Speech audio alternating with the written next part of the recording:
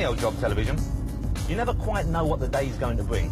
For example, some mornings I get up early, have a shave, head for the studio, and then find myself preparing all day so that I can interview a man who talks backwards very quickly. Other times you're picked up in a car like this one, taken to a posh hotel, wearing a nice new jacket that you hope says something like, I'm smart, I'm clean, I'm hip, but don't get too close, I'm married, before being escorted past throngs of desperate teenagers and representatives of the finest press corps in the world, the British tabloids, into the presence of one who is far more famous than you could ever expect to be, which of course is what I'm doing today. You see, even as I speak, the one and only Madonna is pacing up and down in a hotel room not far from here, preparing herself and her answers for me and my questions, erecting an emotional barricade against the silver-tongued onslaught to follow. Barricades which, of course, will fall away like the flimsiest items of lingerie as I get really warmed up. Perhaps she's even panting in fear.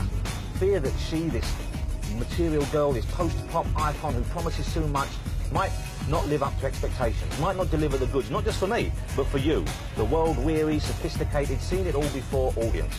And for the record, I'm happy to admit that I'm a little nervous as well. See, I've interviewed some of the biggest stars of the 80s and 90s, but there's something about Madonna, or Madge, as I prefer to call her, that's different. Please, sir. Please, sir. Thank you. Morning, everyone. How are you? I've got to go in. She's waiting for me. She's expectant. She plays the game better than any other modern star. While others hide away from the glare, exciting us by remaining unavailable, unattainable, almost private, she seems to give more and more away each year. While Michael Jackson remains a rather sad enigma, while George Michael tries to suggest a little more depth by keeping quiet, while Prince gets on with, well, whatever it is that Prince does in those bumless pants and chainmail capacities, Madonna is always out there, talking about her sexual preferences, hinting at the, if not forbidden, slightly riper fruit of her love life, even to the extreme of taking a whole chunk of her existence, a whole period of work and sex and play, and paying a film crew to follow her around and catch every last moment for public consumption. If it's worth doing, she seems to be saying, then why not do it in front of an audience? In fact, why not do it in a beautifully produced, aluminium-bound, arty, photographic book and charge people 25 sols a pop for it? Perhaps the most remarkable thing about Madge is that people no longer seem to think about the fact that she's a talented singer or actress or live performer. It's the incredible fuss she managed to cause just by jogging in the park or, well, taking her knickers off for the camera. Madonna is way above all that boring song and dance talent stuff. She is the Napoleon of hype, the Attila the Hun of self-promotion, the Julius Caesar of modern mass marketing. And what makes it even better, even more incredible, is that she's a woman. Blimey, she's a genius. Well, first of all, let me, before we start properly, I just wanted to ask you to just relax and don't be nervous about it. And I'm just a regular guy. Do I look nervous? No, but I thought you might have, you might have heard things, you might have felt a little bit, I don't know. I've heard things, but certainly not more than what you've heard about me. No, I'm sure. No, I know, it's very nice to see you back in London. Thank you. The fuss downstairs, I don't know, you're probably used to it, but all the press outside and fans outside, is that something you get used to, or is it just a kind of pain? Well, I don't think you ever really, I mean, you expect it after a while, but you don't really get used to it, because a lot of times you want to, go out for a walk and do something spontaneous, and you can't really do anything unless you call in the troops, basically, so I don't really ever get used to it. Is that why you didn't go jogging this morning, or have you given up that kind of thing? No, I exercised this morning, but it's just so difficult to go outside, so just do it in my room. Let me ask you, you're not wearing it now, and I must admit I'm mildly disappointed, but this new gold tooth with is it a D on it? Yes. For Dita. Dita. The movie star. You've got, well, tell me about it first of all. What inspired it? How many do you have? And where do you keep it when it's not in? Well, it was inspired, the gold tooth, I've seen it on people and I like the way it looks. I've seen it on gypsies, I've seen it on Indian women, I've seen it on rappers, in New York, stuff like that. And so I liked it. I think I like gold, first of all. And the D, what inspired putting the D on it, just because that's the narrator of my book, Dita Parlo. And also I wear it in my video because the beginning of the song starts off with my name is Dita. And I like the D. I have one with an M in it, but I don't like to wear it. Does it annoy you when it's on, or you just forget about it? Can't even feel it. you have any other body jewellery you'd care to share with us?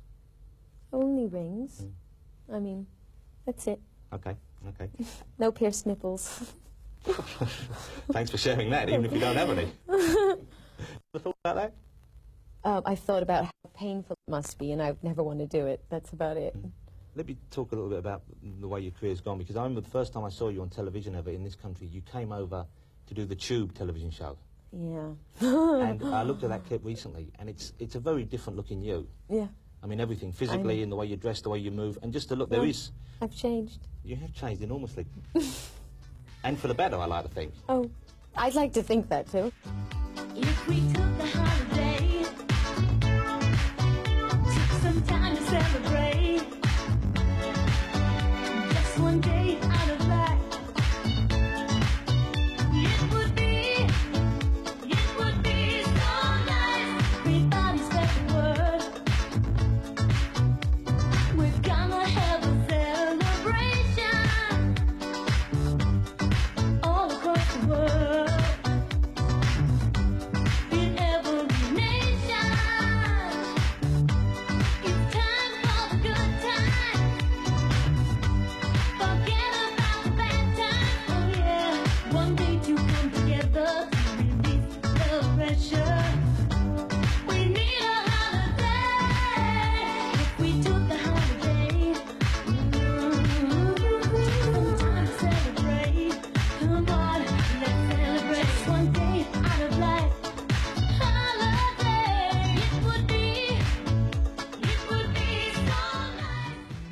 I mean, at the time, I remember everyone saying, here's this new disco diva, she's a new flavour of the month, and she'll be gone in a year, and everyone had written you off. And were you aware of that, and did you maybe fear that yourself? No, I never feared it. I've always tried to not pay attention to it. I mean, they're still saying the same things now as they did 10 years ago. I just know more about life, period, you know? I mean, because I do what I do, I've been exposed to so many different kinds of people and culture, and I know more.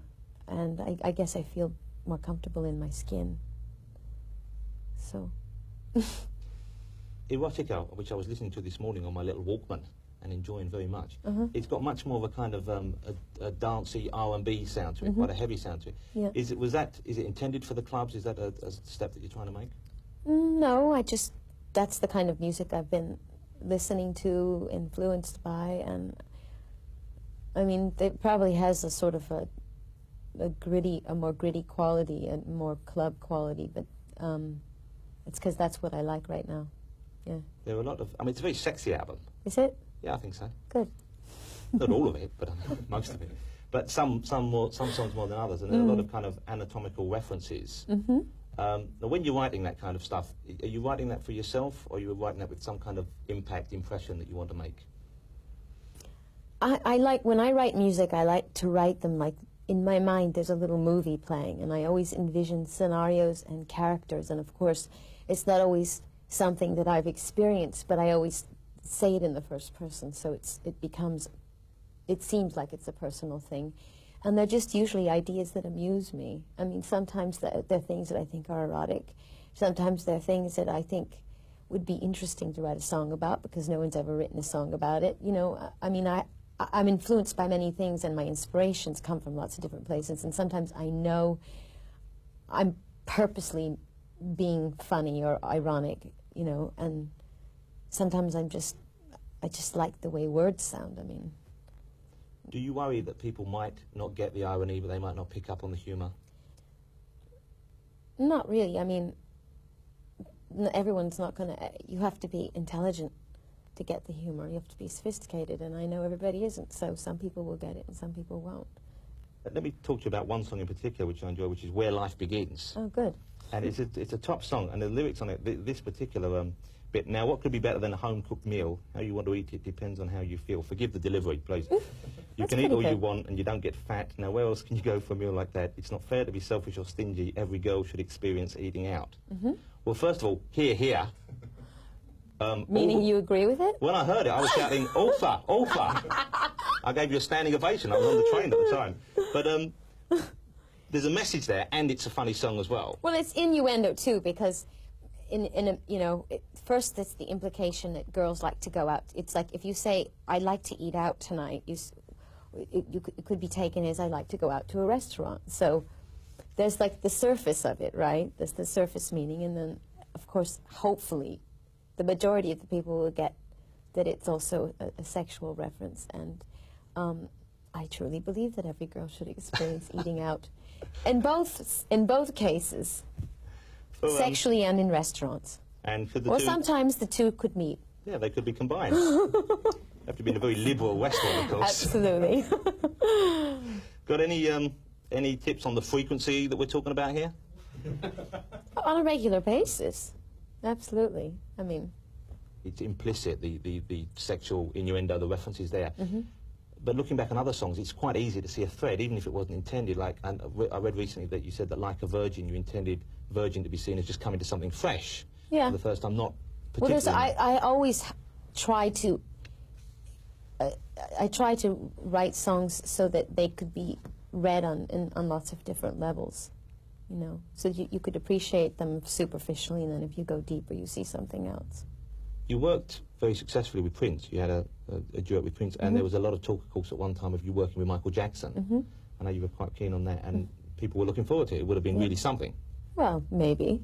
Yeah, it would have been really something. Well, I mean, just, you know, a lot of it has to do with chemistry. There's, like, lots of great painters, but I don't know if they got together, they'd make a great painting. You know what I mean? Not the same thing, though, is it? I mean, you Yes, can't really it share a is. brush, can you? It's not... Well, I don't know. I mean, Andy Rembrandt and Warhol got Picasso, together though. with Keith Haring and made paintings, and they were great. Yeah, I suppose so. Yeah, that is... Okay, you got me there. But so you weren't happy. Was it the chemistry that caused it to fall apart then? Well, it's not that I was unhappy. I mean, it was an experiment. He called me. He wanted to write a song with me. I mean, he approached me, and I was, like, curious.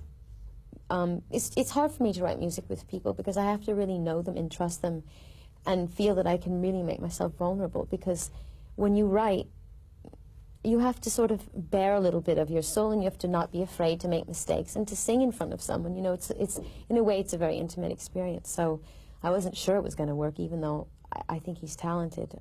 So we got together, and he played me a bit of music. It was a very unfinished track, and he said that he wanted to call the song In the Closet. And I said, really? Well, no, hold it a second before we go on there.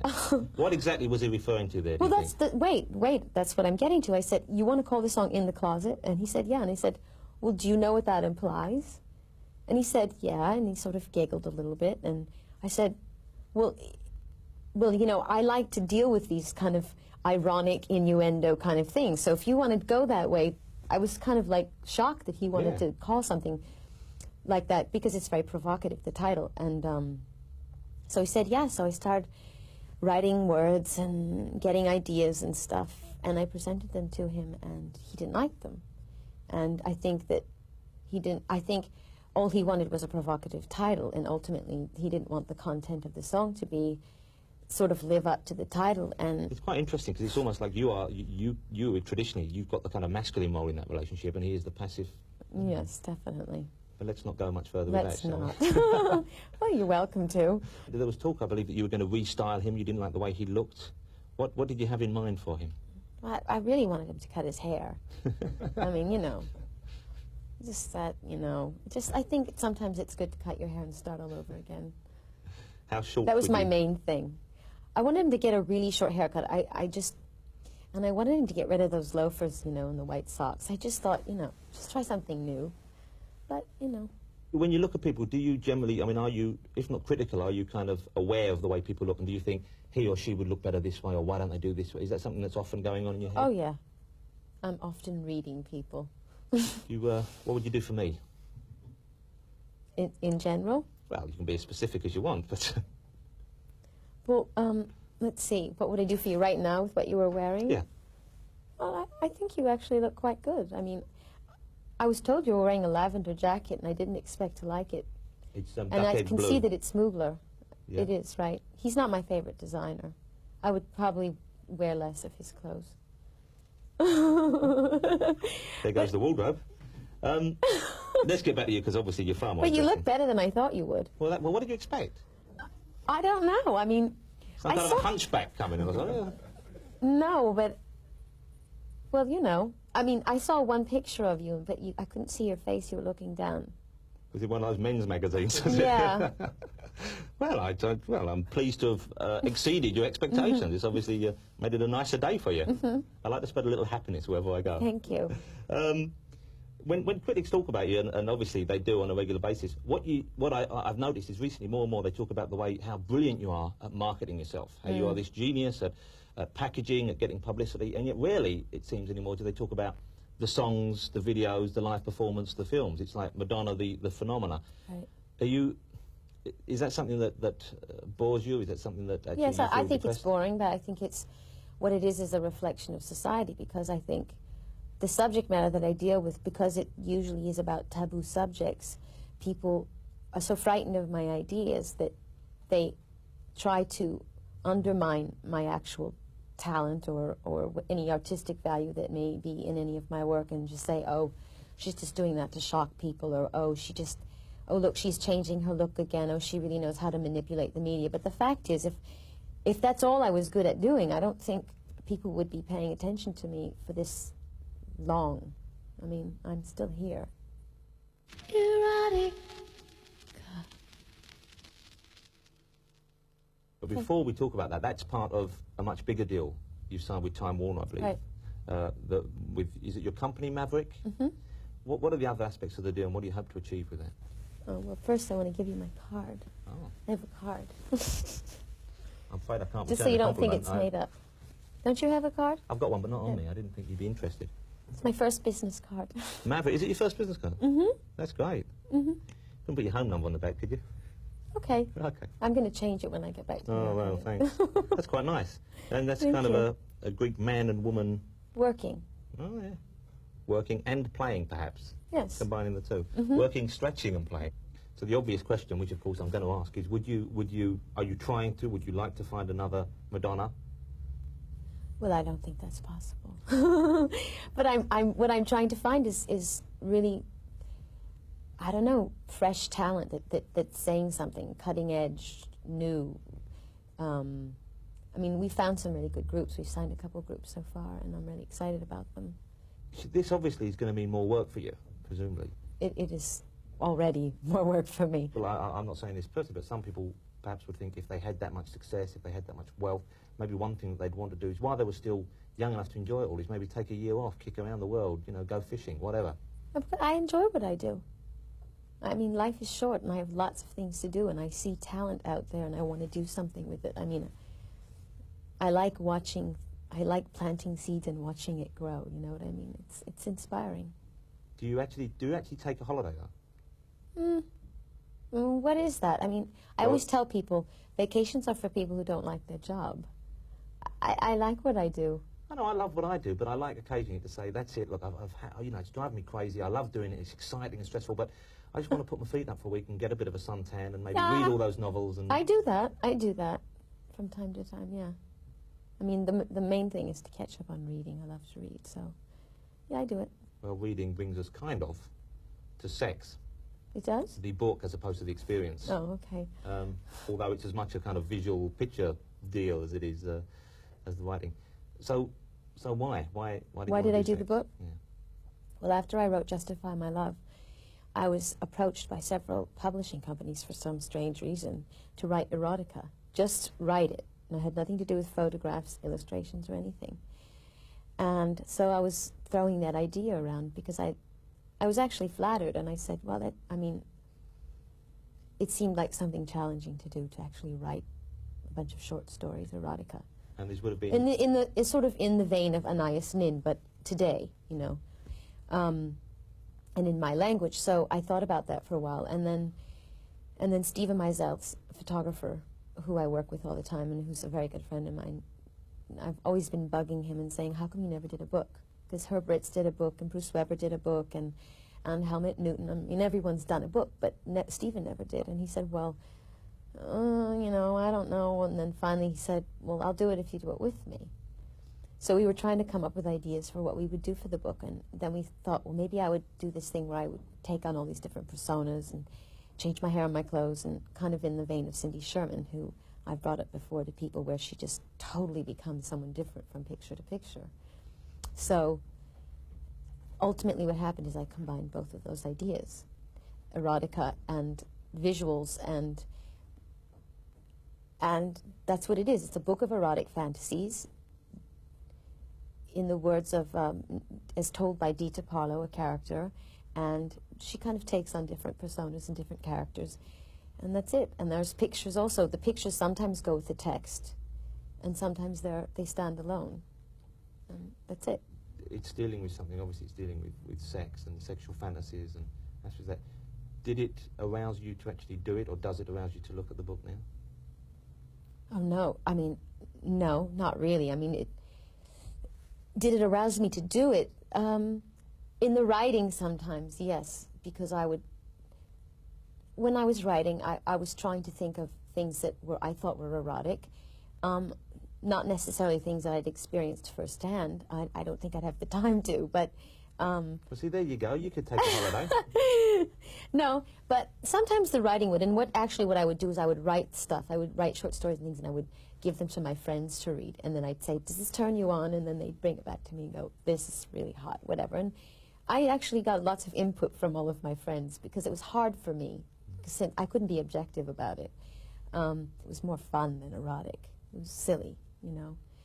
And, but I had a good time making it. I wouldn't say that I was sexually aroused while I was making it.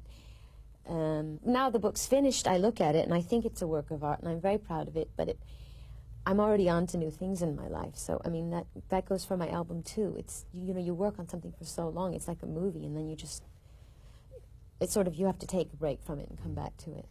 If we can stay with it for a little bit longer though, which things, and presumably it changes depending on your mood and whenever, but which parts of the book are you proudest of? Which parts do you like the most? The writing is what I'm proudest of. Any particular vignette, short story, Oh, fantasy? my short stories are my favorite. The short story that takes place in the dressing room of Ralph Lauren is actually my favorite short story. You haven't read it, have you? Well, I've speed read it. Oh, you can't do that. You see, I can't. Well, we were locked in a room, we were given an hour, you know, and I couldn't enjoy it properly. Well, you have to read the text, because it's ultimately, you can understand the book, because this text is really funny. And the pictures take on a new meaning when you read the text. Yeah, they're pretty good on their own now. I mean, you know.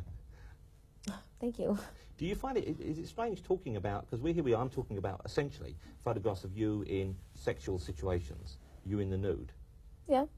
Does that, I mean, because it feels mildly strange to me. It's quite a pleasant strangeness, but it feels Why mildly... is it strange? Well, because I'm talking to someone I don't know about their physicality, Yeah, their but I'm playing sexuality. characters. It's theatrical to me. I mean, it's like a movie. Even though if I could do a love scene in a movie and feel nothing for the person I'm actually doing the scene with. That's what acting is. And I've played this role, and the movie has an effect on people, but it's not really a life I've actually lived. But you see, as a consumer, what I read into the book, what I want to read into the book is that, yes, this woman who I've seen for years is aroused. That's part of the appeal, I think, from, you know, maybe it's just me. And it's because I personalize everything I do, and I think people truly believe that that everything I say or sing about or whatever is very personal. So therefore, is it not strange I'm a good at all? storyteller. But is it not strange then realising that myself and the other guys, when they get to see it here, and other people throughout the country will think, yeah, this is, despite the disclaimer in the front, this is fantasy, and we still want to believe it's you, and people are still going to think. But why do you this think that Madonna. is?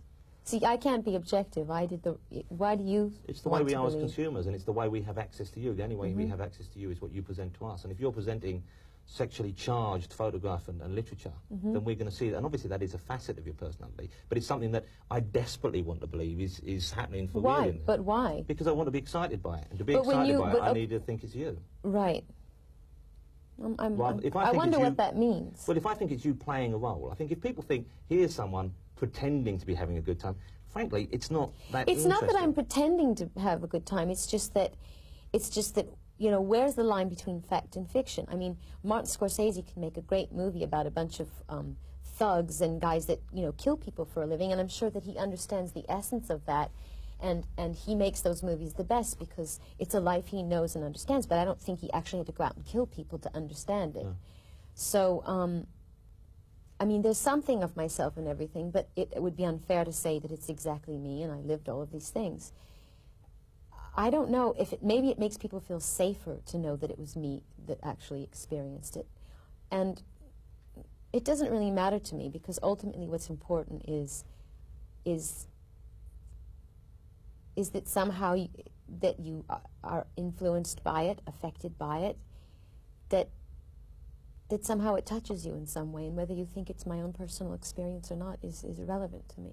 Let me ask you if I can. I'm not going to get bogged down in the specifics of it, but there's one thing that recently was in our newspapers because of a member of Parliament who was indulging in it, which is toe sucking. And I believe the popular usage is shrimping. Shrimping? I believe shrimping is the I term. haven't heard that term. Shrimping, I know them all. I heard. Is this... I'm being flattered, aren't I? Is this... you, in the photograph, you're sucking someone's toe, and I believe that's the cover of the album as well, is it? Oh, it's the back cover. The back yeah. cover. Is this something that you actually find easy to do, enjoyable to do? No, actually, I'd rather have my toe sucked. So it's better to receive than to give? Yeah, unfortunately. If it came to it, I think I would rather suck your toe than have you suck mine as well. Really? Well, I guess we'd have to look at each other's feet to know that. But curiously, and I'm not saying this just to be frivolent and showbizy, but I did spend longer cleaning my toes this morning. Did you? Than I normally do, and that's the kind of impact you're having on me at the moment. Oh. Well, have you ever had your toe sucked? No. It's a wonderful feeling. I don't really feel the need. I think there's probably... Why? Do you wait, okay, stop. Frankly, if Is someone's there anything... prepared to wait, do that for stop. me... Do you like having your finger sucked? Come on now, everybody digs that. You know, maybe not really, I don't know. Do you like having any other part of your body sucked? Yes, yes. There's an affirmative in there somewhere trying to get out. Well, it's kind of like that, I think. I mean, the great thing about your toes being sucked is that it's not something, you know, I mean, toes, they're always, I mean, you stand on your feet all day, they're sweaty, they're enclosed in socks and shoes, and it's kind of exotic, you know what I mean? You're not doing Strange. a great job of selling this to me. Ah, okay, well, You see, I enjoy it, that's all, Yeah. I mean. Well, I can see it on the I giving... know other people that enjoy I it. give to you. I choose not to receive. Okay. It's very big of you. So, okay. I could talk all day about it, though. So could I. Can I talk about something else which isn't specific in the pictures, in the photographs in the book, but it's in the text, which is, you talk about anal sex. I do? Oh, yes. I talk about it one time. Once was enough for me. Whoop! Logged in there for life. And I can't remember, perhaps you would give me the quote, but the statement was something It's a along the joke, lines it's a joke. It's Dita, there's a through line in the book where Dita's talking to her doctor. And he says, do you think, as if you come into the middle of a session of analysis, he says, well, do you think it's possible to experience pain and pleasure at the same time? And it's meant to be witty. And I say, yeah, that's what ass fucking is all about. Am I getting bleeped right now? No, I think we'll probably leave that in.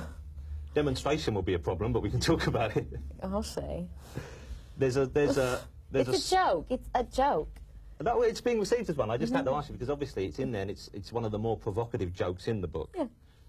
But having said that, there is obviously we're talking about very specific acts here. Yeah. And there's not a disclaimer so much, but a kind of message which I imagine is more from you yourself than the characters, saying that this book it's a series of fantasies and ideas and erotic thoughts. Yeah. And they're kind of set in a dream world when there are no such illnesses as AIDS or other, I assume, venereal diseases.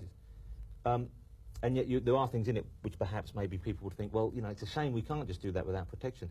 Yeah, but that's the point. It's a fantasy. I mean, reading erotica is the safest form of sex you could have, or watching erotica is the safest form of sex. I'm not encouraging people to go out and have unsafe sex. And in fact, I make a point of that in the preface of the book, that my fantasies take place in a perfect world where sexually transmitted diseases don't exist.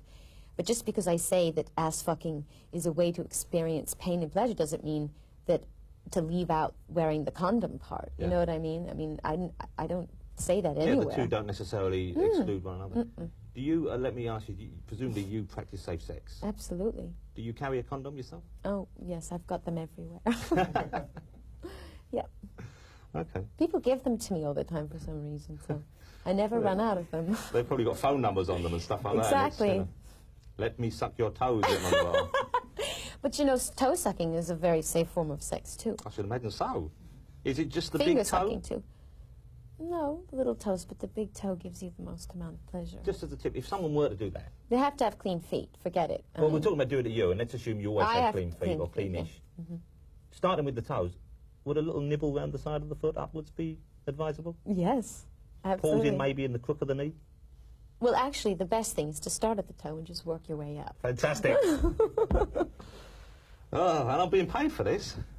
Let me talk about, can I talk specifically about your sexuality, and feel free, if I'm out of line, tell me and we'll just muse on, but obviously there's speculation. I'll tell you if it's relevant or not. Okay.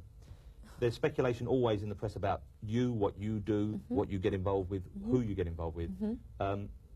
Your affairs with men have been dedoubled quite lovingly, perhaps inaccurately by the press, and obviously your marriage and your relationship with Warren Beatty recently was great fodder for the tabloids. They loved it. And now there's speculation as well about your involvement with women. Right.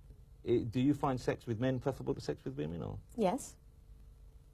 do you enjoy sex with women as well? Do you want me to? Whatever you want. Yeah, I think I quite like the idea. Okay. But, Well, you know, people have always accused me of being this sort of raving nymphomaniac, and they said things that I did with men that weren't true, and they said things that I did with women that aren't true. I'm very intrigued by bisexuality and homosexuality. That doesn't mean that I necessarily experience it, and I don't think it's relevant. And if people say, oh, she sleeps with women, I don't bother to deny it because I don't think it matters. It's really, who cares? I mean, I don't think there's anything wrong with it, so I'm not going to go around going, oh God, that's not true, that's not true. So, I mean, I don't think it's relevant. do you think that perhaps there's a positive side to people reading this into your life, insofar as if there were people out there who are perhaps a performer, a famous person who is gay and who is open about that, then it makes it so much easier? Absolutely. I think that gays need to have more role models, people who are in powerful positions coming out and saying, I'm gay. I think that would be very helpful. Absolutely. Let me talk something else about the book which occurred to me when I was looking at it, which is there's been much talk about whether it's erotica or pornography, and you know, I think that's far too muddy water to get into. I don't know, I think it's a personal thing. You draw the line where you will on that. But traditionally, I think, men often use photographs of that type, and I assume women as well, in an aid for masturbation, for enjoying themselves. Has that occurred to you that the book would be used in that way, and is that something that you've dwelt on? This occurred to me, and there's nothing wrong with it. I think it's fine. Were there any times when you were doing the photographs when you think, well, this one will work? No, not necessarily. It's too hard. It's like that's like if I was writing a song, and while I was writing I was going, wow, this one's going to really go over big. You can't be that way when you're being creative. I think it kills the creative process if you're too outside of yourself, looking at yourself, saying, wow, this is really going to have this kind of an effect. I read a quote from you, which is a slightly different subject, but I suppose it's linked, which is... I hope it's true. Well, I hope so as well, but tell me if it isn't. Where you said, pussy rules the world. Oh. You say that? More or less, yeah. And you also It's said... meant to be, you know. Slightly ironical. Exactly. But with a point. Exactly. I think I'm getting the hang of it. Okay. But you also said, I believe, that you said you wouldn't want to have a penis. Although, this is the same quote, although you said you have a dick in your brain. Right. What exactly does that mean? It means that I think everyone possesses feminine and masculine traits, and I feel if strength and vision and a certain kind of dominant behavior is synonymous with masculinity, which I think it is in our society, then I have those qualities. I have masculine traits in my head, so it's not necessary to have the actual physical apparatus. That's what I meant. One other thing that's come up about the book, one other interesting thought that someone's expressed to me, is that in a way it's almost like it's perhaps it's like a historical document in a way. It's almost as if you are preserving yourself in your prime. You're revealing more of yourself than ever before, or perhaps you ever will again. Well, then I guess you could say that about anybody who does a movie at whatever age they are when they're young. Was Marilyn Monroe preserving herself in her prime when she did Some Like It Hot? Is Michelle Pfeiffer preserving herself in her prime when she did Batman 2? I mean, what does that mean? Well, her young, beautiful body is forever preserved on screen. Oh, certainly, but you're actually going a bit further than doing like yet another acting role. You're doing something which you've never done before and you may never do again. Well, I'm playing characters, and because I think that I look good with my clothes off and I like my body right now, I cast myself in those characters. Maybe if I hadn't done the book now, and 20 years from now I would have done the book, I would have hired some models to do it.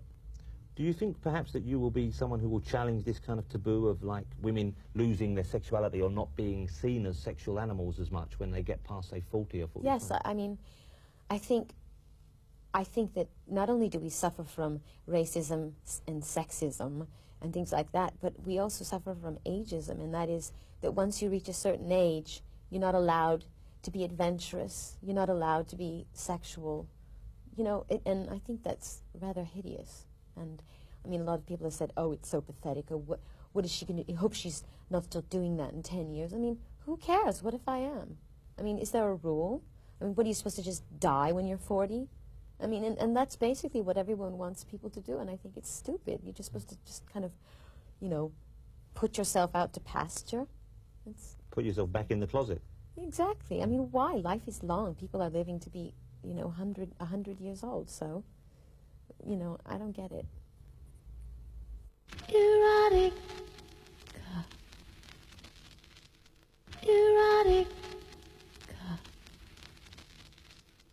Let me talk a bit, and this is something I know you've been asked many times, but I'm leading hopefully to slightly more interesting, fresher waters with it. I hope so. Which is about relationships and having relationships when they're so clearly and obviously followed by the press and documented and information. Oh, is they're not. broadcast. They may think they know what they're talking about, but they never do.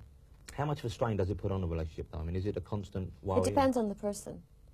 You know, it depends on the person. Some people I get involved with really can't deal with people writing stuff about them, even if it isn't true, and that's fine. You know, I mean, the reason people wrote a lot about Sean and Warren was because they were stars in their own right. They had careers in entertainment, so people already knew about them.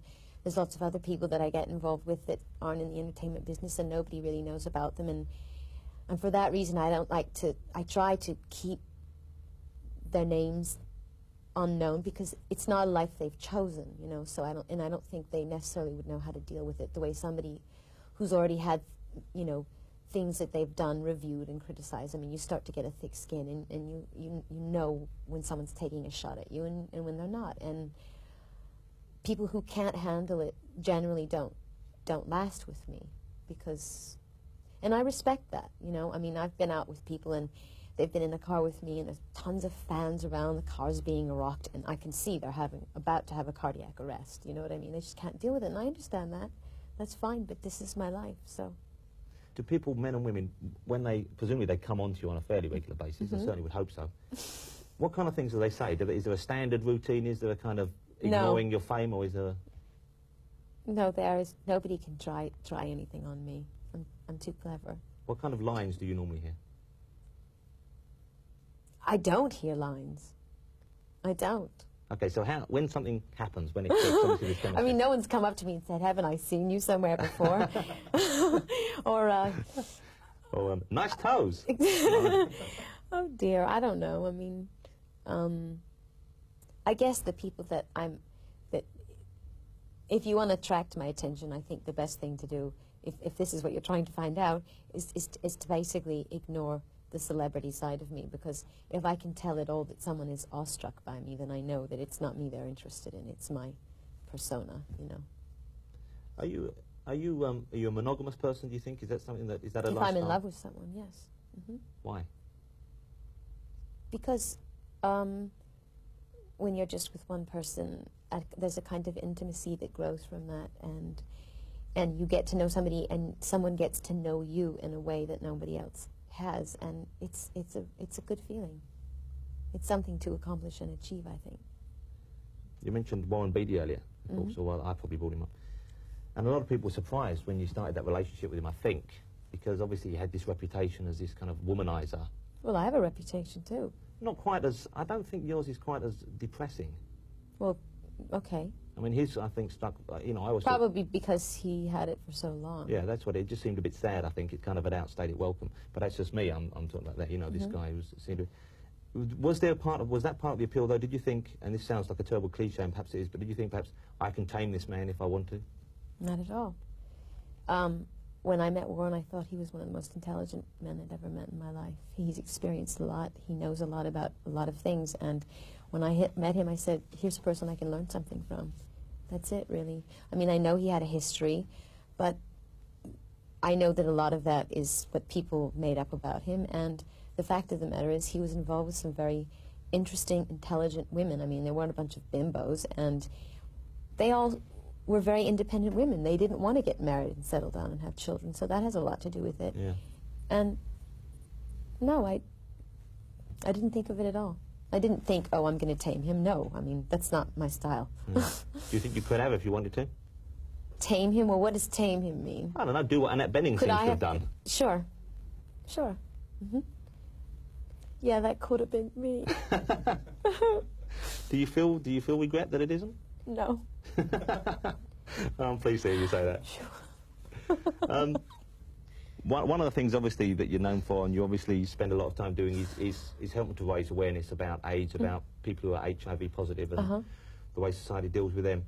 And I know there was a rumour that came up a while ago. Someone started a rumour that you were HIV positive, and you dealt with it in a very clever way. I think you came out and said, if this is the kind of stuff that I have to put up with, so be it. You know, it doesn't matter. But I'm curious, if you were to find yourself HIV positive, how would you deal with it? How would you deal with it in terms of the press and the world? Well, I would certainly say that I was. I mean, I can't go to the bathroom without everybody knowing about it. Plus, I don't think it's anything to be ashamed about, and that's one of the problems with AIDS, is that it's like, you know, people are made to feel that they're lepers and that they have to go and hide in a cave somewhere. I think that the most important thing that I could do is to make an announcement and say that I was HIV positive, and then the next thing would be to stay as healthy as long as possible. That's what I do. It seems to be not just AIDS, but also just sexual politics, right? Because it would seem to be a very hot issue in America now. Is the political arena something that interests you? I mean, would you want to endorse a candidate over and above just voting for them? Would you go on the trail for someone, do you think? If I really, really felt passionate about them, it's possible, yeah. Absolutely. And who will you vote for this time out? Clinton, absolutely. Is that because you believe in him, or because the others are just such a poor choice? Well, just put it this way, it's time to get a Democrat in the White House, and he's not my ideal kind of a Democrat. There are a lot of things about his campaign that I don't feel good about, but it's the best thing. It's the best possible situation as far as I'm concerned, so I heartily endorse him. One final thing, and I know you've been asked this before as well, but I'm going to ask you anyway, because, you know, it's something that people always, I think, when they read about you and think about you, which is your mother. Yes. And you talk about what memories you have of the time with your mother. But yours is a remarkable life. I mean, you do lead a very strange life, don't you? Would she understand it, do you think? Would she approve? Would she like it? How would you share it with her if she were alive? Who knows? I mean, she hasn't been around for so long. I don't know right now. My idea of my mother, I think, is mostly fantasy, because she died when I was so young that at this point, you know, she's like a picture of Jesus Christ, you know. I mean, it's the most perfect picture of a human being that ever existed, and I'm sure if my mother were alive that she would love me and accept me for whatever. I mean, that's the way my father is, and I don't know if she would necessarily agree with everything I did, but she would be my mother, and she would love me. It's the most I could guess at, anyways. You know, in the film, I really liked your dad. Oh, you did? I thought you came across as such a sweet guy. I thought you were a bit mean to him in places. Yeah. You could have been nice on the phone. When you said, Dad, he said, is there any nudity, Madonna? And any dad's going to say, I don't, you know, I've got a daughter. Because my father still calls me, I mean, my father, he's sort of benign, you know what I mean? It's like he still hasn't really caught on that I live this life that I live and that I do what I do, and he'll call me up and he'll say things, and I go, Dad, of course, you know what I mean? He's just being polite, he just doesn't know how to deal with it. He's very sweet, but I mean, for my father to call me up and see if he could have more than 2 tickets to one of my shows, it was a little affected, I understand. I realize I haven't talked to you in a while, and, you know, I hope everything's okay and everything, but I have no idea if you guys are coming to the show, what night, blah, blah, blah, and all that stuff. I don't know. So what's going on? Your nights were changed. Well, so who wants to come? And when? Well, whatever, you know. I mean, Dad, I'd love it if you'd come to both shows. I don't know. I mean, it's pretty racy in some sections. I don't know if you could take it 2 nights in a row. Oh, you had to get racy on me, Dad, I'm not getting racy. I've been racy. I know, but can't you tone it down a bit? What, for you? Yeah. No, because that would be compromising my artistic integrity. Of course. You undress in this performance? No. Oh, God. Of course I don't. Okay. Well, whatever you guys can get us tickets for Dad, I can get you tickets any night you want to come. would be great. Just tell me how many tickets you want. But you gotta tell me now, and you gotta tell me who they're for. But rather than have some guy come on, hey, Madge, or whatever he calls you, I'm bringing all the guys from the office tonight. Yeah, no, absolutely. It's preferable. It's nicer. No, he's a very sweet man. Well, just be nice to him. I am nice to him, please. Well, be nicer. Because you've only got one dad. No shit. Yeah, well, that's it. I've got it off my chest. But I like the film as well. Thank Would you do it again? Would you do that kind of thing again? A documentary? Or something as revealing as that? I'd probably do it, but not with me as a subject, somebody else. Well, I think we're probably out of time. So I want to say thank you very much. It was a great pleasure talking to Time you. went by so fast. And say hello to your dad for me. Okay, And I'll give you a little peck on the cheek. Goodbye. sure. Huh. Do you want to suck my toe? No, no, thanks. Okay. No. I can only apologise. I've done weirder things. I'm sure you have. Why don't we put a Grease paint moustache on while we're at it?